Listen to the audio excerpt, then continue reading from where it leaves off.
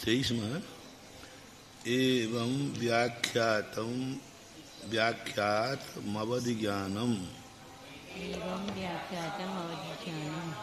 इस प्रकार से व्याख्यातम हुआ अवधि ज्ञान का विषय। तदनंतर मिदानीम मन पर्याय ज्ञानम व्याख्यातम,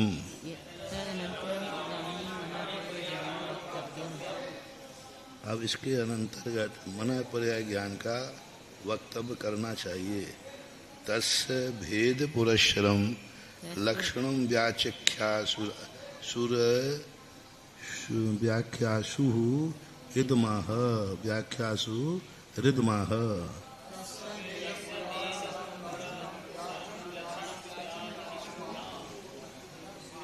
तस्य उसके भेद पुरस्सरम, पुरस्सरम है आगे उनका लक्षण है। अब देखो क्या व्याख्या चिख्यासु इदम आह, कैसे देखो क्या शब्द बनाया, व्याख्या चिख्यासु, क्या चिख्यासु व्याख्यासु, तो जो है व्याख्यासु जो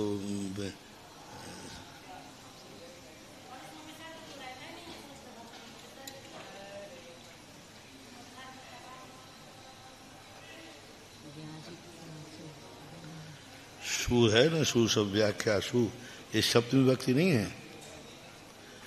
व्याख्यासु अपना मूल शब्द है, व्याख्या को करना चाहिए, व्याख्या की है ना। व्याख्या चिख्यासु लिखा है ना,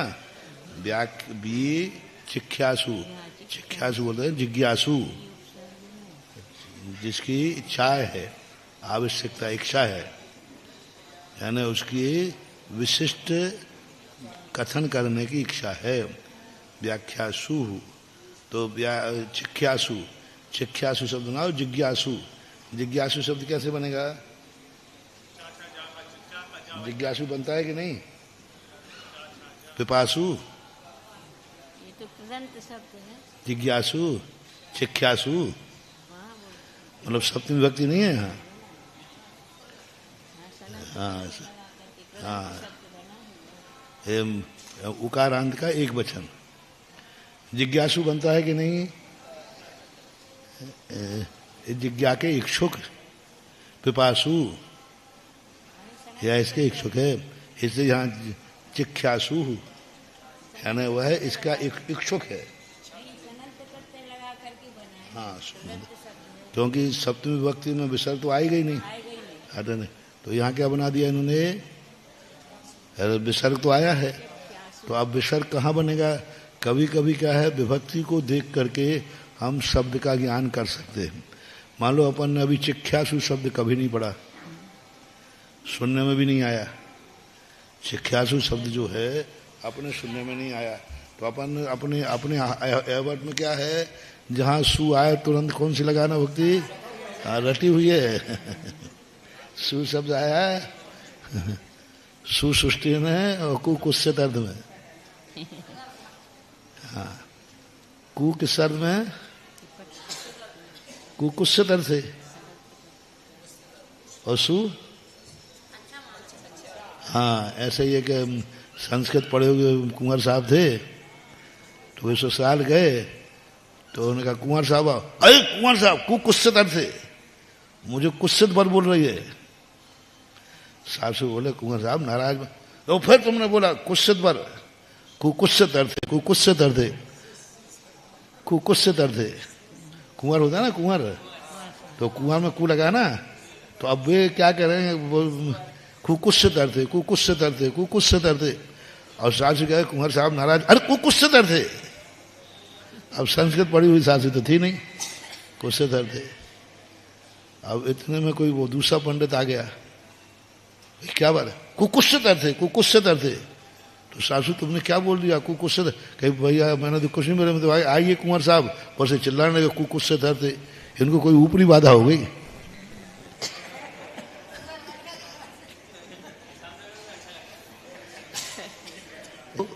ऐसा नहीं है। अब शुगर के साथ सू लगता है, अच्छा थोड़ी है। तो ऐसा कुछ से तरते। तो ऐसा पर तो यहाँ पर अपन को तो ये जिज्ञासु, पिपासु, चिख्यासु। चिख्यासु यानी कौन सा शब्द बने? भानु के समान, भानु के समान कर्ता का एक वचन, प्रथमा का एक वचन बनेगा। चिख्यासु इदम आह, इस प्रकार की जिज्ञासा कहते हैं। तो उसी को कहते हैं ऋजु विपुल मति मनः पर्ययः। ऋजु और ऋजु विपुल मति मनः पर्ययः। अब यहाँ देखो, आप लोगों ने पहले पढ़ा है ज्ञान कितने होते हैं, कौन कौन से? मति। तो मति में छोटी थी कि बड़ी ही? देखो यहाँ बड़ी लगा रही, कितनी गलती की? हाँ हाँ द्विवचन है। हाँ हाँ ओ औकारे ई पूर्व श्लोक। हाँ औकारम पूर्वम, औकार शब्द जो ई को प्राप्त हो गया, तो ये मति दीर्घ नहीं किया गया। हाँ लेकिन संज्ञा में विकल्प है, जैसे आरिकाओं को लगाते ना मति, तो मति दीर्घ बना देते। पर्याय शब्द क्या है ये? हाँ तो मना पर्याय, पर्याय शब्द लो भी। हाँ तो मना पर्याय, पर्याय शब्द लो भी। मना अलग है, पर्याय मना पर्याय एक मान लो। तो पर्याय शब्द क्या है ये? कौन सा लिंग है और कौन सा लिंग है? विभक्ति कौन सी है?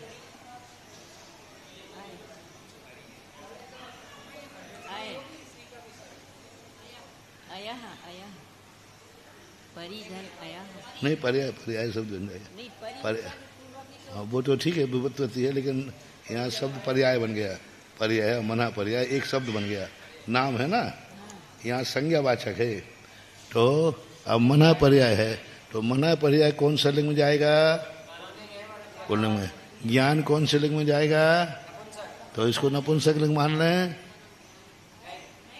हाँ देखो मति, अच्छा सब में लगा ना, मति ज्ञान जो है वो क्या है? ईकारांत पुल्लिंग। लेकिन ज्ञान शब्द क्या है? नपुंसक लिंग। यदि मति ज्ञान लगा दिया तो कौन से में रूप चलेंगे? पुल्लिंग, नपुंसक लिंग चलेंगे। और नहीं लगाया तो अब, और शुद्ध ज्ञान कौन सा है? नपुंसक लिंग। सुतम सुते सुतानी, सुतम सुते सुतानी। अब शुद्ध ज्ञान नपुंसक लिंग है। अवधि ज्ञान कौन सा है? इकारान पुल्लिंग। अवधि ज्ञान ऐसा लगा ना, और ज्ञान नपुंसक लिंग है, और अवधि जो है पुल्लिंग है। अवधि ज्ञान बनाओगे तो नपुंसक लिंग, और ज्ञान नहीं लगाओगे तो पुल्लिंग है। तो इसी प्रकार यहाँ जो बिजुजु मति शब्द लगाया तो ये कारांत पुल्लिंग है। इसी प्रकार मना पर्याय है, तो मना शब्द यदि लगाओगे तो मनस है। मना कैसे बन गया? ये मूल शब्द क्या है? मनस। मनस सकारांत, तो मना बन जाता है। बीच में विसर्ग आए ना, तो ये मनस शब्द से बना है। अब दो व्यंजनों के बीच में यदि सकार आ गया तो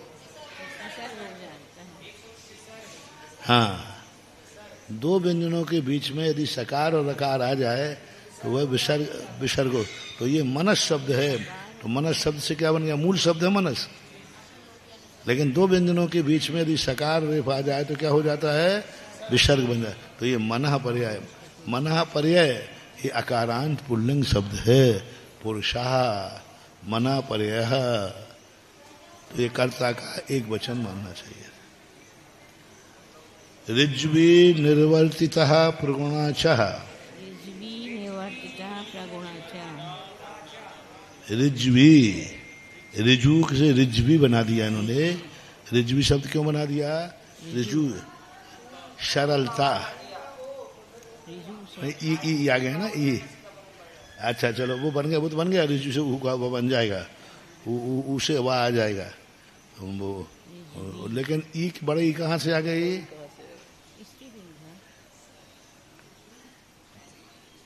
ई प्रत्यय करके बना दिया। हाँ, ऋज्वी ई प्रत्यय लगा दिया। ऋजु की सरल और सरलता, ऋजु यानी सरल होता है और ऋज्वी यानी सरलता। हाँ ऋज्वी। जिज्ञासा और जिज्ञासु में क्या अंतर है,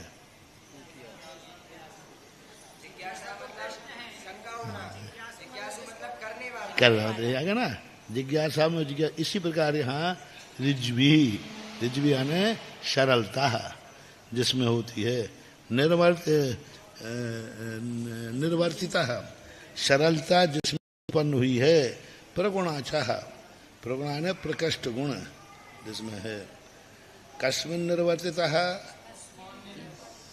किसमें निर्वर्ता है, मतलब ये सरलता। अब ये कितना बड़ा चिंतन दे रहे हैं, मन के द्वारा तो पकड़ना है, लेकिन किसका मन, वाक् काय मनः कृतार्थस्य ऋज्वी। पहला मन वचन काय किसका है, जो जान रहा है वह, कि जिसको जानना है वह, जिसका जान, जिसके मन की बात जानना है उसका अभिप्राय सरल है। तो पहला मन आया है अभिप्राय के अर्थ में, दूसरा जो मन आया है वह विचार के अर्थ में, जिसके सरल विचार कर रहा है। तो देखो कितनी अच्छी बात कही। ऋज्वी शब्द का अर्थ क्या किया उन्होंने, वाक और वचन और मन की सरलता जिनके है, ऐसा सरल व्यक्ति विचार करे तो ऋजु गति वाला, ऋजुमति मना, ऋजु मना पर्याय वाला जान लेगा। ऋज्वी मतर यस्य सोयम ऋजुमति, ऋज्वी मति है जिसकी ऐसी यह, वह यह ऋजुमति कहलाता है। अनिवर्तितः कुटिला च विपुला, अनिर्वर्तितः, अनिर्वर्तिता का अर्थ का कुटिल, कुटिल यानी उसका विचार कुछ और हो रहा है, अभिप्राय कुछ और है। विचार कुछ और है, अभिप्राय कुछ और है। हमारी तो कोई इच्छा नहीं है, बस इन दोनों की इच्छा पूरी हो जाए। अपनी कोई इच्छा नहीं, अपने तो सरल आदमी है, सज्जन, हमें तो क्या चाहिए, संतोषी प्राणी है। अभी किस में जाएगा, कुटिल में जाएगा। अब इसको ऋजुमति मना पर आगे नहीं जान पाएगा। वो कहते थे कितना बढ़िया परोपकारी जीव है, दूसरों की चिंता कर रहा है।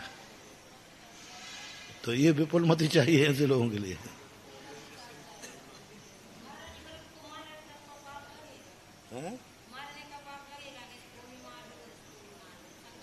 बराबर पाप लगेगा दोनों का, दोनों को। वो तो एक एक को निपटा रहा है, ये तो दोनों को निपटा रहा है।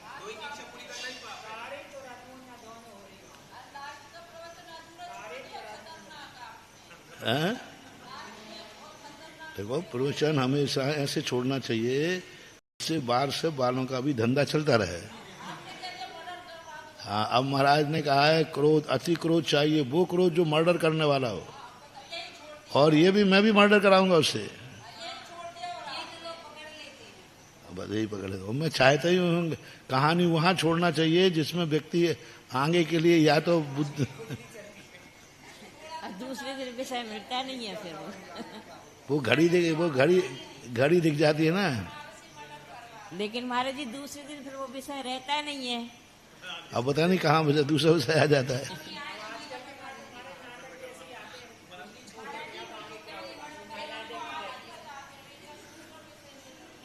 जला रही हूँ। देखो महाराज जी कह रहे हैं हमें ऐसा व्यक्ति चाहिए जो मर्डर करके जानता हो।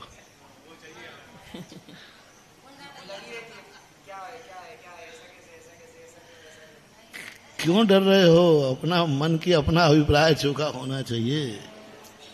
आलोचकों से कभी नहीं डरना चाहिए। आलोचक जो है, आलोचक बहुत अच्छा आदमी है।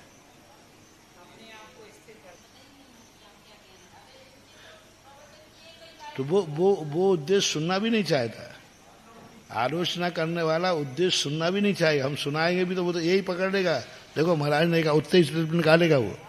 उसको अभिप्राय पता भी चल जाए तो उसको अभिप्राय से मतलब ही नहीं।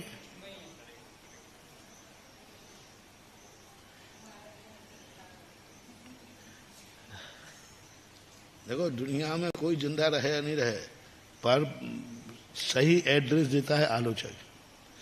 अयोध्या प्रसाद गोविंद तो है, पर हमारा पुराण यहीं से निकला है। अनिवर्तिता कुटला चा विपुला कस्मात निर्वर्तिता है।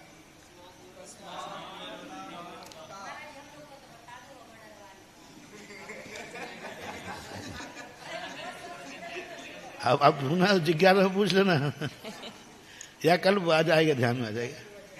नहीं आए तो ध्यान दिला देना। असल में क्या है, जब हम शुरू करते हैं तो हमें कल का यदि लास्ट का वाक्य याद आ जाए तो वही प्रोसेशन चालू हो जाए। अब वो तो याद आता नहीं, कोई नया वाक्य आता तो अब नया वाक्य आते ही दूसरा प्रोसेशन।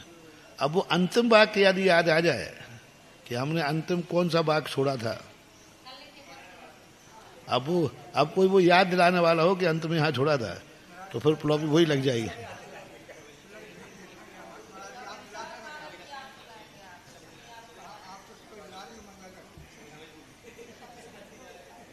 कई बार पूछना भी पड़ता, अभी मैंने कब कहाँ छोड़ा था कल।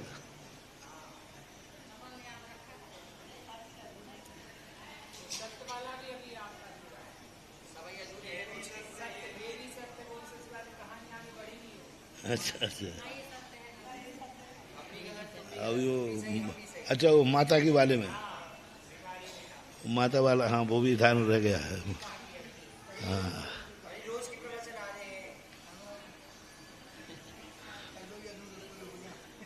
बासा कौन खावे, बासा कौन खावे। बाकाय मना कृतार्थस्य परकीय मनोगतस्य विज्ञानात्। वचन काय और मन कृत अर्थ के परकीय मनोगतस्य विज्ञानात्। देखो कितनी अच्छी बात है। वचन से, काय से, मन से कृत अर्थ कहा। इसने ग्रहण किससे किया है? काय से। किससे ग्रहण किया है? वचन से। जैसे प्रवचन दे रहे हैं अपन, तो अपन वचन से किसी पदार्थ के संबंध में सोच रहे हैं। पदार्थ नहीं है, वचन को सोच रहे हैं। जैसे कि तुमने वचन सुना कान से, महावीर। अब महावीर को अपन ने देखा नहीं है, तो अपन के कान में क्या आया? वचन। तो अपन महावीर, अब इसके संबंध में सोच रहे हैं। तो वचन के द्वारा प्राप्त पदार्थ, तुमने पदार्थ किससे ग्रहण किया? विचार किससे कर रहे हो? मन से। तो वो कह रहा है वचनगत मन से जाना।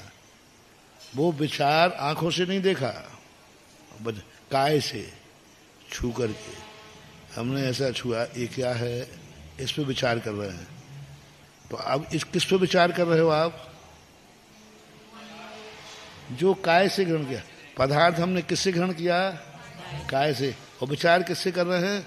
तो ये कायगत कृत अर्थ कहलाएगा। अर्थ किया है काय से ग्रहण, और इस संबंध में सोच रहे हो मन से, उस विचार को वो जानेगा। इसलिए विशेषता लगाई है, बहुत अच्छी विशेषता है। क्योंकि मन कभी अर्थ में गति नहीं करता। बीमार जी मन से विचार करने में, उसमें भी मन से विचार हो गया, काय में भी मन से हो गया, तो फिर मन काय से ग्रहण करने पर मन से, मान लो काय से ग्रहण किया, मन का विचार मन की तरफ नहीं ले गए। मन भी तो है, मन भी तो है फिर। नहीं, कोई जरूरी नहीं हम काय से ग्रहण कर रहे। कितने लोग हैं जिनके पास काय है, मन नहीं है। अपन लोग पकड़ में नहीं पा रहे। अपन लोग भी काय, तीनों योग क्या एक समय में एक होते हैं क्या? एक समय में अपने काय योग हुआ, खत्म हो गया। मन योग में हम गए ही नहीं, पुनः वचन योग में चले गए, नहीं तो पुनः काय योग में चले गए। मन से चिंतन कर रहा है ना, तो फिर नहीं नहीं, कोई जरूरी नहीं है, कोई जरूरी नहीं। वो अपन को लगता है कि मन साथ में चल रहा है, लेकिन जिस समय काय योग काम करता है उस समय मनोयोग काम नहीं करता। अब फिर हम काय से मन में गए, यहाँ यही कह रहे हैं, पहले काय से ग्रहण किया फिर मन पे गए। एक जीव वह है जो काय से ग्रहण करके मन पे नहीं गया, और ये वो है जो काय से ग्रहण करके मन पे चला गया, मन को बेचा।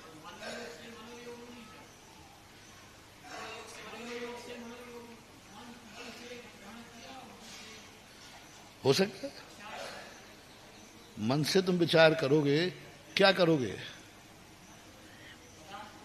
जो तुम मन में विचार लाओगे वो कहीं ना कहीं तुमने इंद्रियों से ग्रहण किया है, अन्यथा आ ही नहीं सकता। ऐसा विचार बताओ जो इंद्रियों से ग्रहण ना किया हो और मन में आया हो।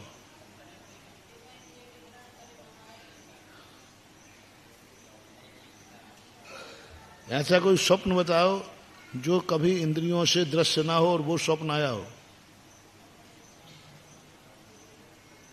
जो इंद्रिय गोचर ना हो और वो स्वप्न आया हो। शब्द का 16 स्वप्नों में एक भी बता दो जो दृश्य नहीं हो। मालाएं नहीं देखी क्या? रथ नहीं देखे क्या? अग्नि नहीं देखी क्या? नहीं देखी है, सुनी तो है। मानो तुमने अपन ने समोषण नहीं देखा, लेकिन समोषण का वर्णन सुना है कि नहीं? जो सुना है वो ही आएगा स्वप्न में। या जो चीज तुमने कभी इंद्रियों से ग्रहण नहीं की है, किसी भी इंद्री से, वो कभी स्वप्न में नहीं आ सकती, वो मन कभी विचार मन में नहीं आ सकती। सिद्ध भगवान को कहीं ना कहीं से अपन ने कानों से या साथ से अब वही आकार आएगा। सिद्ध भगवान वैसे हैं कि नहीं, हमें नहीं आएगा। हमें जो बताया गया है, यदि हम सिद्ध भगवान का स्वरूप ध्यान करें तो मंदिर में रखी हुई वो 1.5 फुट की मूर्ति आएगी कि वो सही 550 के भगवान आएंगे? मंदिर वाले ही सिद्ध भगवान है, वो खांचे वाले जो भी अपन ने कल्पना की होगी, जो अपन ने कभी देखी होगी, सुनी होगी, वो ही आएगा। ओरिजिनल सिद्ध आ ही नहीं सकते, वो तो अरूपी है।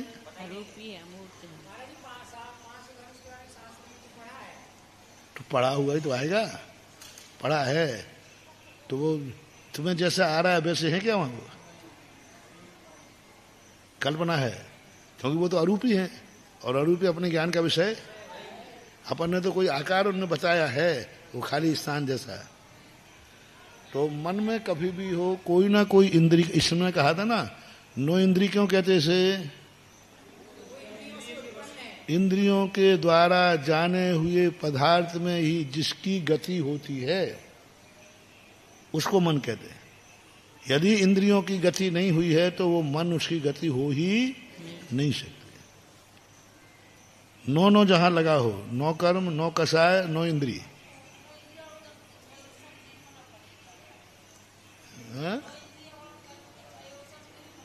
हाँ, 9 इंद्री। इसलिए बहुत अच्छा शब्द दिया इन्होंने, वाक् काय मना कृतार्थस्य परकीय मनोगतस्य विज्ञान विपुलः मतिर्यस्य सोयम विपुलमति। विपुल है मति जिनकी, सो अयम विपुलमति। ऋजुमतिश्चाह विपुलमतिश्चाह ऋजु विपुलमति ही। अब देखो, ऋजुमति को अलग से लिखा तो छोटी ही कर दिया, तो ये सब क्या होगा? मति ही, मुनि ही। अब मति है जो, तो मति शब्द क्या होना? शुद्धि। और मति जो विसर्ग आ गया ना, विसर्ग का सस्सा बन गया में ऋजु विपुलमति। एकस्य मति शब्दस्य गतार्थत्वाद प्रयोगः।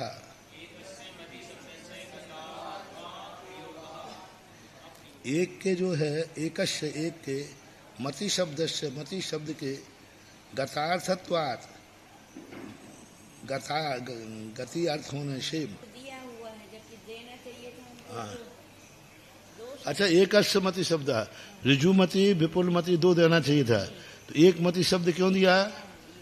तो गत्यार्थत्वात्, यानी गति अर्थक होने से 2 देना कोई प्रयोगी नहीं है, अप्रयोगी, यानी 2 देना जरूरी नहीं है। ऐसा अथवा ऋजुष्य विपुलाचा ऋजु विपुले है। ऋजु है विपुल है जिनकी ऋजु विपुले। ऋजु विपुले मति यो स्तौ ऋजु विपुल मति ही। अब देखो ऋजु शाह विपुला शाह, अब विपुल शब्द को क्या बना दिया इन्होंने, स्त्रीलिंग बचा दिया, स्त्रीवाचक बना दिया। देखो अब वहां क्या बनाया होगा, ऋजु विपुल मति, यहाँ पुल्लिंग शब्द बनाया, अब यहाँ विपुला क्या बना दिया इन्होंने, स्त्रीलिंग बना दिया। तो विपुला में द्विवचन में क्या बनेगा, आकारांत। अभी चला है ना अपन रूपे से रंभा रंभे। हाँ अब यहाँ क्या बना देखो, विपुले ऋजु विपुले। अब ऋजु विपुला शब्द से विपुले बना, क्यों बना दिया इन्होंने, क्योंकि विपुला शब्द जो है मति शब्द जो स्त्रीवाचक है और विपुला शब्द जो है उसको स्त्रीवाचक बना दिया विशेषण को। तो विपुले ये भी द्विवचन है, बनता विपुल मति ययो हो। ययो शब्द है ये दोनों का द्विवचन का है, ययो हो। हाँ ओष भक्ति है, यस्मद में आता है। ऋजु विपुल मति थी शायो मना पर्यायो दुविधा ऋजु विपुल मति रीति ही। शायो मना पर्याय ज्ञान जो है, मना पर्याय दो प्रकार का है। ऋजु विपुल अकेले दो प्रकार की सिद्धि करने के लिए कितने ढंग से सिद्ध किया। आह उक्तो भेदा लक्षण मिदानीम वक्तव्य मित्रोच्यते है। आय कहते हैं उक्त भेदो भेदा, इसके जो भेद कहे गए, तो कितने भेद हो गए इसके, दो भेद हो गए। लक्षण मिदानीम, अब यहाँ लक्षण कहना चाहिए, वक्तव्यम इति अत्र उच्यते, संधि तोड़ो इसकी, वक्तव्यम इति अत्र उच्यते। वीर्यांतराय मनः पर्याय, अब इसकी लक्षण कहते हैं मनः पर्याय ज्ञान कैसे लक्षण है। वीर्यांतराय मनः पर्याय ज्ञानावरण क्षयोपशम अंगोपांग नाम। देखो कितनी अच्छी बात, अंगो, हाँ बोलो, अंगोपांग नाम लाभस्तंभ अवस्तंभा दात्मनः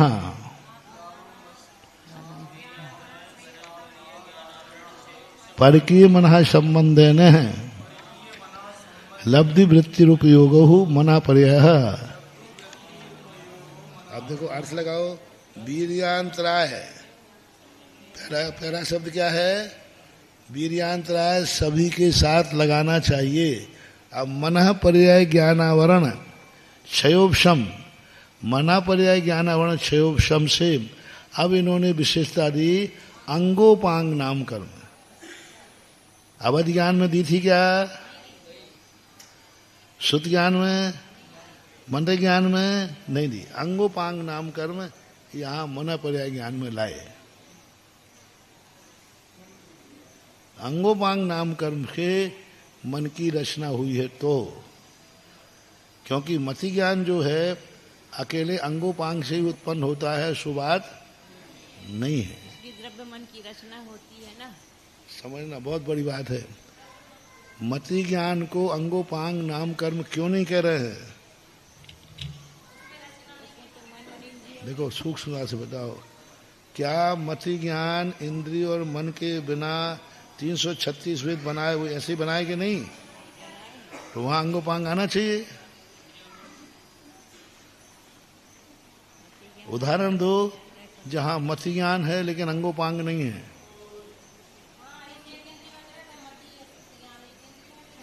और वहाँ मन नहीं है वहाँ पर। और दूसरा विग्रह गति में, विग्रह गति में मति ज्ञान शुद्ध ज्ञान है कि नहीं, पर अंगोपांग नाम कर्म नहीं है। इसलिए उनके साथ मत क्या नहीं लगाया। अच्छा अवध ज्ञान भी विग्रह गति में है कि नहीं है, अंगोपांग, लेकिन मना पर्याय ज्ञान ये है। मना पर है ज्ञान के लिए अंगोपांग जरूर, क्योंकि यह नियम से विग्रह गति में तो होता ही नहीं है, और कहीं होता।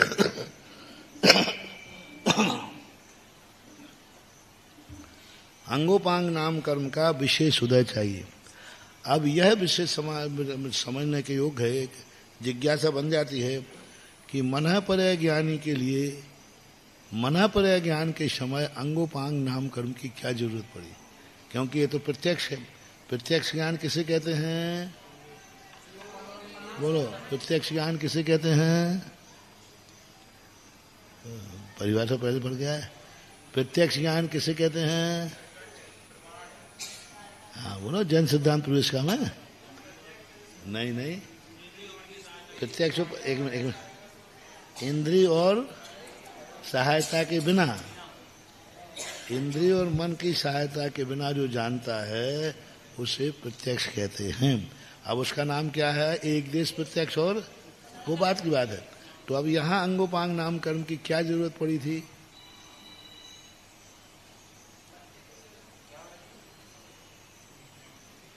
अंगोपांग नाम कर्म की क्या जरूरत पड़ी थी? क्योंकि दूसरे के मन पर ज्ञान, मन पर ज्ञान की परिभाषा है दूसरे के मन से संबंधित होने की वजह से। नहीं, वो तो बताया, उदाहरण के लिए ला रहा है।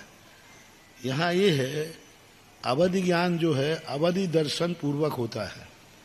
अवधि दर्शन में इंद्रिय और मन की सहायता नहीं लेना, लेकिन मना पर ज्ञान ईहा पूर्वक होता है। और ईहा कौन उठाता है? मन। ये ईहा है, पर ये ईहा वो संबंधी विषय संबंधी ईहा है। मना पर ज्ञान में जो ईहा है वो पर के मन को जानने वाली इच्छा है। यह ज्ञान तो एक इंद्रिय में भी है, अवग्रह यह सभी है पूरे, एक इंद्रिय को धारणा है, यह है, आवा है।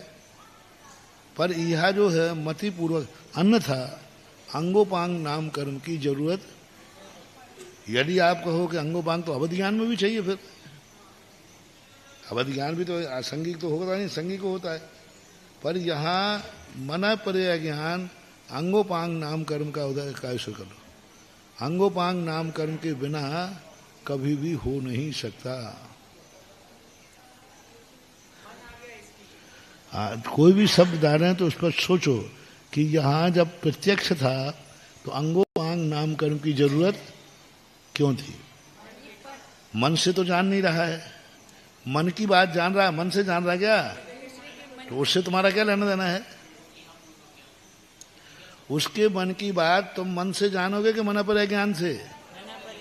तो मन की क्या जरूरत पड़ी वहां? बस वही मैंने इसका सभी आचार्यों ने परिभाषा यही ली है। परिभाषा में कोई आचार्यों के मतभेद नहीं है, राजवार्त है, श्लोक वार्त है, सब में ही दी। तब मैंने इस पर सोचा, मैंने कि यहाँ अंगोपांग नाम कर्म की क्या जरूरत है, क्योंकि ये तो प्रत्यक्ष जान रहे हैं, दूसरे के मन से तुम्हारा कोई लेना देना है नहीं।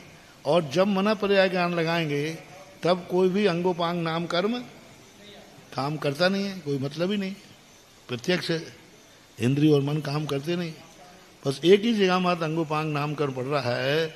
मना पर्याय ज्ञान जब तक ईहा नहीं होगी तब तक मना पर्याय ज्ञान लागू इसमें क्या है, इसके मन में क्या है, ये ईहा नियम से अंगोपांग यानी मन से होगी। और मन की रचना किससे होती है? मन की रचना किससे होती है? नहीं, अंगोपांग नाम कर्म को, वो तो मटेरियल है, वर्ग है। कौन सा कर्म मन की रचना करता है? कर्म बताओ। अंगोपांग मन, संगी मन है ना, संगी कर्म, संगी कर्म है। संगी कर्म में भी क्या हो? अंगोपांग नाम कर्म का उदय हो। और अंगोपांग नाम कर्म का उदय नहीं है तो मन की रचना नहीं है। उपांग, हाँ, 8 में नहीं आएगा, उपांग में आएगा। क्योंकि उपांग अंग के बिना नहीं होगा, तो अब कारण कार्य की विवक्षा बना लो। पहले अंग बनेगा फिर उपांग बनेगा। ऐसा कभी नहीं हुआ कि अंग बन जाए उपांग नहीं बने। अंग है तो उसका उपांग जरूर है। इसलिए एक इंद्रियों में अंग नहीं है, उपांग नहीं है, तो ये डाल पत्ता वगैरह ये अंग उपांग नहीं है उसके। किनको?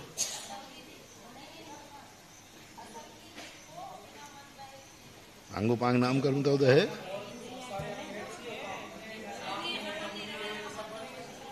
मन नहीं है, बस मन संबंध है।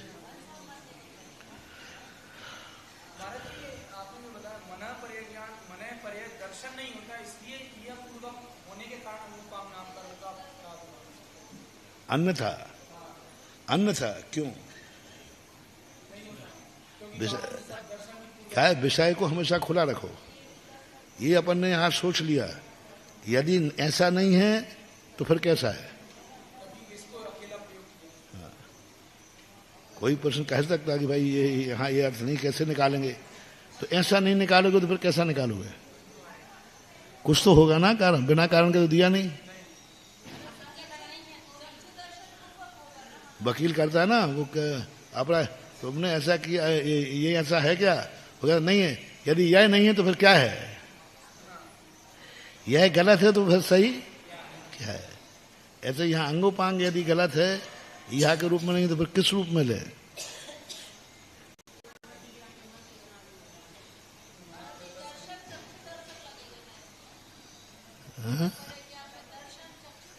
होता ही नहीं, दर्शन होता नहीं। पर की मना संबंध है लब्धि वृत्ति है। मना पर्याय इसलिए दर्शन की जरूरत नहीं है कि ये सीधा पदार्थ को विषय नहीं बनाता, तो मति ज्ञान बनाता है। परंपरा से दर्शन है, इसकी गति नहीं है पदार्थ में। ये बाया मन से जाएगा, अवधि ज्ञान सीधा पदार्थ की तरफ जाता है। ये पदार्थ की तरफ बाया जाता है, तो बाया जाएगा तो मन ने पहले ही चक्षु दर्शन बना दिया है। पर की मना संबंध के द्वारा लब्धि वृत्ति उपयोग हो मना पर्याय है। पर की मन से संबंध रखने वाला लब्धि वृत्ति उपयोग हो। लब्धि है, वृत्ति है, उपयोग है, तीन चीज। लब्धि वृत्ति उपयोग हो, उपयोग हो मना पर्याय है। मना पर्याय ज्ञान है लब्धि हो। लब्धि किसे कहा? क्षय उपशम को। क्षय उपशम को, क्षय उपशम को लब्धि कहते हैं। वृत्ति शब्द का अर्थ क्या है? नहीं, यानी लगा रहा हो तब, नहीं लगा तो लब्धि वृत्ति क्रिया रूप, क्रिया रूप उपयोग, उपयोग में वृत्ति हो। मति ज्ञान प्रसंगमिति चेत, यदि आप ऐसा कहते तो मति ज्ञान का प्रसंग आएगा। उत्तरोत्तरम पुरस्तात्, इसका उत्तर हम आगे देंगे। अपेक्षा कारणम मन इति ही। अपेक्षा कारणम, अपेक्षा कारण यहाँ मन रूप लिया गया है। आपने यहाँ मन क्यों लिया इसके साथ में, मना पर्याय के साथ में? क्योंकि ये मन की अपेक्षा रखता है। इसका मूल कारण क्या है? हाँ, मन के बिना नहीं जान सकता, इसलिए मना पर्याय बोलते हैं। परकीय मनसी व्यवस्थितो था अनेन ज्ञायते इति एतावदात्रापेक्ष्यते है।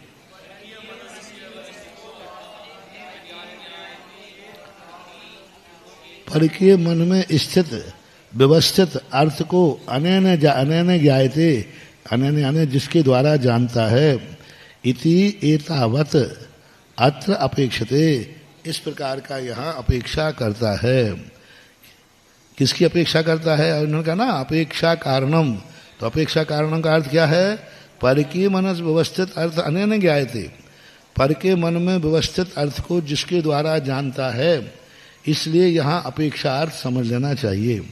तत्र जुमति मना पर्याय काल तो जघन्यन जीवानामात्मनः स्याः द्वित्राणि भवग्रहणानि।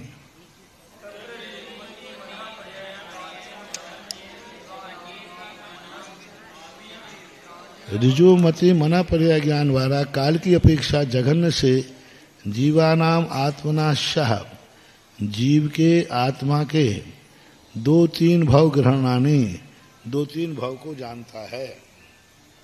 उत्कर्ष से 7-8 भव को हो, गत्या गति भी ही प्रूपयति ही, गति आगति को के द्वारा जानता है। 7-8 भाव क्या लेना? रेगुलर, आने जाने की गति रेगुलर। ये नहीं कि एक अभी का जान रहे, एक 100 भाव पहले का जाना है। गति यानी निरंतर, निरंतर 7-8 भावों को जानेगा, कोई भी 7-8 भावों को नहीं। गति का अर्थ लेना निरंतर आने जाने वाले। क्षेत्र तो हो जघन्य पृथकत्वम, जघन्य से एक गव्यूति प्रमाण। गव्यूति का अर्थ एक कोश भी है, 2 कोश भी है। एक कोश का भी उदाहरण मिलता है। जैन सिद्धांत प्रवेश का अर्थ शायद एक कोश मानते हैं, नहीं पढ़ के आए अपन गव्यूति का प्रमाण इसमें।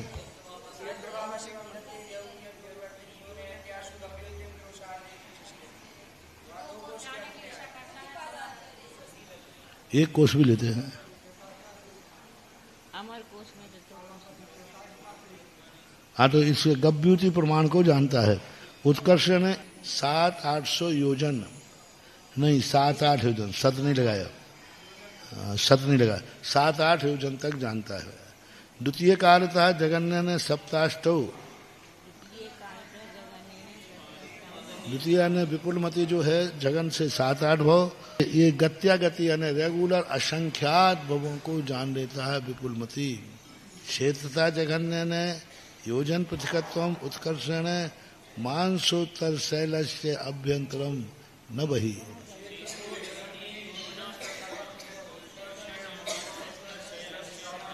उत्कर्ष से मना पड़े ज्ञान, मांसोत्तर के अंदर अंदर जानेगा, बाहर नहीं जानेगा, ऐसा मानना। इससे स्पष्ट हो जाता है जो 45 लाख योजन की बात करते हैं उसकी अपेक्षा से वो इन्होंने स्पष्ट कर दिया हमें 45 लाख से कोई लेना देना नहीं है। मानसोत्तर पर्वत के अंदर अंदर जानता है। कहाँ, क्या बात है? जा सकते चैत्यालय है? चैत्यालय होने से मनुष्य की गति का कोई मतलब नहीं है। मानसोत्तर पर्वत के आधे भाग तक मनुष्य विद्याधर लोग जा सकते हैं, पर मानसोत्तर पर्वत में मनुष्य क्षेत्र, मनुष्य जहाँ नहीं पहुँचता वहाँ भी तो चैत्यालय है। चैत्यालय होने से मनुष्य का पहुँचना जरूरी नहीं, लेकिन मुनि महाराज जा सकते हैं। मुनि महाराज, विष्णु कुमार मुनिराज का हाथ चला गया था कि नहीं? नहीं, विष्णु कुमार मुनिराज का हाथ मानसोत्तर पर्वत तक जाके छुआ था। मुनि महाराज जा सकते।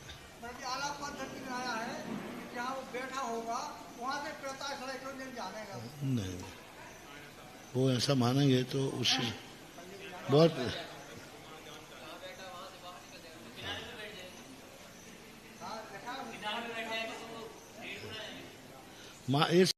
उत्तर है।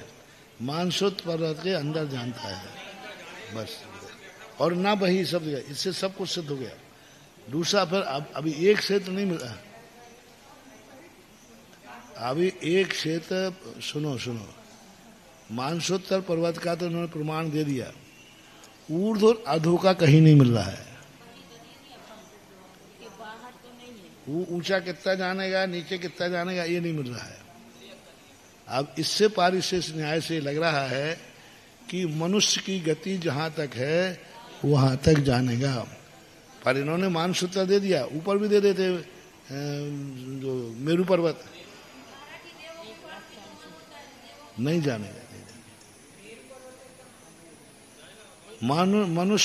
मनुष्य क्षेत्र में से चाहे ऊंचा लगा लो चाहे नीचे लगा लो, कहाँ तो वहां की जान लेगा, पर स्वर्गों को नहीं जानेगा, क्योंकि ऊपर और नीचे का कहीं आगम में उल्लेख नहीं मिला।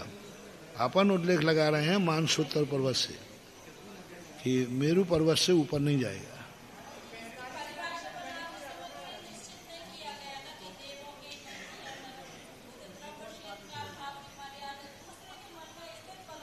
पर देवों के मन की बात को नहीं जानता, क्योंकि मनुष्य क्षेत्र में ही काम करता है।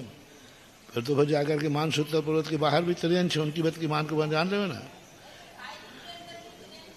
तो 2.5 द्वीप कितना मोटा है, कितना बड़ा है? 2.5 द्वीप का क्या रूप है?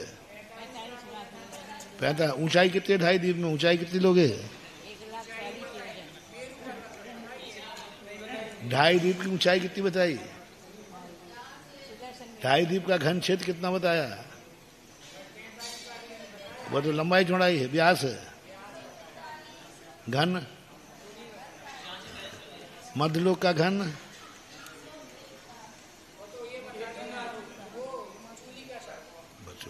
ये जो जितने भी अंत ज्योतिष हैं ये सब मध्यलोक में आते हैं।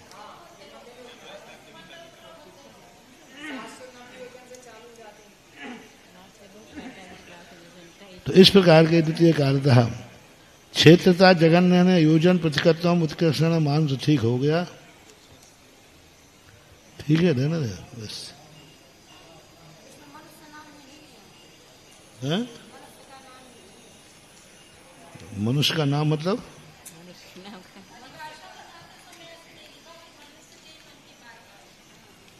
मना पड़े ज्ञान। नहीं, ये तो त्रियंशीय मन की बात जानेगा ना।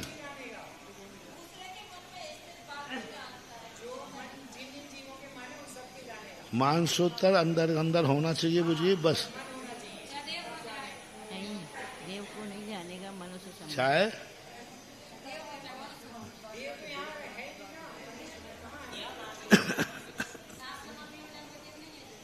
हाँ, इन देवों की जान लेगा। जो मध्यलोक में रह रहे हैं उनकी तो जान लेगा, लेकिन जो स्वर्गीय देव हैं विक्रिया करके यहाँ आया है, ज्योतिष देवों की तो जान लेगा। ज्योतिष की, भवन वासों की, विंतरों के, जब त्रियंश की जाने तो उनके जान। मध्यलोक में तो जान लेगा।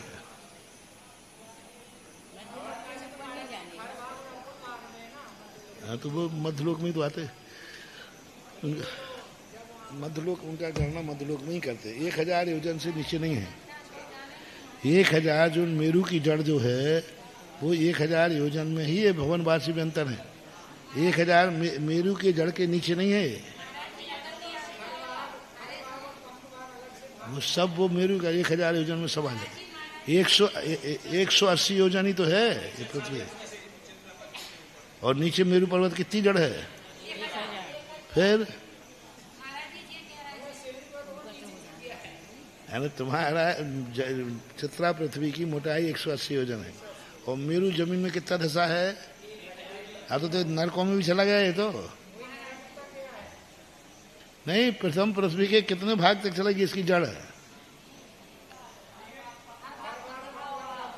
ये तो सब बहुत ऊपर ही रह गए, 180 योजन में ही रह गए। नरक शुरू हो गया, अब मेरू पर्वत की जड़ के लगा। नहीं तो 180 की मोटाई पृथ्वी के 180 में है। 180 में ही नरक है।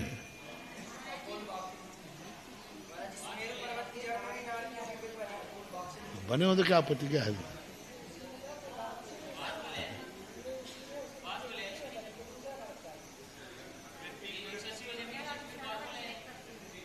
बात बोला बात।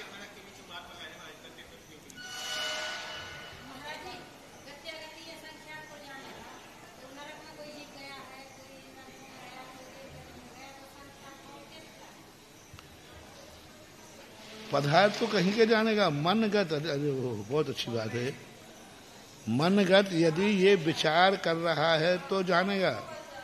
यदि ये विचार कर रहा है कि मैं असंख्यात वर्ष पहले कहाँ था, तो फिर वो जान लेंगे। वो गति तो 3 लोक में कहीं भी हो। जैसे अपन मान लो सिद्ध शिला का विचार कर रहे हैं। सिद्ध शिला यहाँ से 7 राजू है कि नहीं, तो वो मन में आएंगे ये सिद्ध शिला का, और ज्ञान उस सिद्ध शिला को जान लेगा। मतलब मन के द्वारा मन में सिद्ध शिला है और मना पर ज्ञानी सिद्ध शिला को स्पष्ट देख लेंगे। हम विचारों से देख रहे हैं, वो स्पष्ट देख लेंगे। अमूर्त को नहीं, अमूर्त का विषय बना लेंगे। ये अमूर्त को जान रहा है, अमूर्त पदार्थ को नहीं जानेंगे। आकार भी नहीं जानेंगे। वो नहीं जाने, मुझे कहेंगे ये सिद्ध भगवान का विचार कर रहा है। सिद्ध भगवान का स्वरूप कैसा है उनको नहीं दिखेगा, लेकिन सिद्ध शिला का विचार कर रहा है तो उनके ज्ञान में सिद्ध शिला झलकेगी। वो 45 लाख वजन वाली स्फटिक की उनके ज्ञान में स्पष्ट झलकेगी, दिखेगी उनको। हाँ, और जो जान रहा है उसको नहीं दिख रही है। जो विचार कर रहा है उसको सिद्ध शिला नहीं दिख रही, वो विचार ही कर रहा है, लेकिन उनको दिख रही है। हाँ देखो यही मानना पड़ेगा।